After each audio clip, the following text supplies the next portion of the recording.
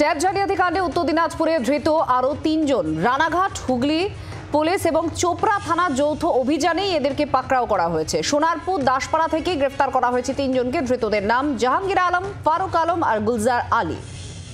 ভবানন্দ সিংহ আমাদের প্রতিনিধি আরো জানাচ্ছেন এই অ্যারেস্ট নিয়ে। ভবানন্দ, কি জানা যাচ্ছে এই গ্রেফতারি নিয়ে? কোথা থেকে এদেরকে গ্রেফতার করা হলো? মূলত কি সোর্সে এদেরকে গ্রেফতারি করা হয়েছে? দেখো, এখনো পর্যন্ত আমরা পুলিশ সূত্রে যেমনটা জানতে পারছি, দেখো চোপড়ার বিভিন্ন গ্রাম পঞ্চায়েত এলাকা, 3টে গ্রাম পঞ্চায়েত এলাকা থেকে তাদের বাড়ি থেকেই তাদের 3 জনকে গ্রেফতার করা হয় এবং পুলিশ রীতিমতো ওত পেতেছিল। তারা বাড়িতে থাকছিলেন না, তারা এদিক ওদিক কাটাচ্ছিলেন। পুলিশ যখন জানতে পারে তারা বাড়িতে আছে, তারপরে কিন্তু পুলিশ সেখানে রেড চালায় এবং তাদেরকে গ্রেফতার করে। এটা রানাঘাট থানার পুলিশ এবং হুগলি থানার পুলিশ, এই 2 এলাকার পুলিশ গিয়ে চোপড়া থানা পুলিশের সঙ্গে এই রেড করে।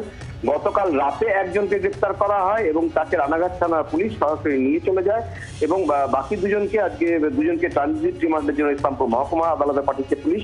তবে যেমনটা জানা যাচ্ছে, এই যুবকদের অ্যাকাউন্টে টাকা ঢুকেছিল এমনটা পুলিশ সূত্রে আমরা জানতে পারছি।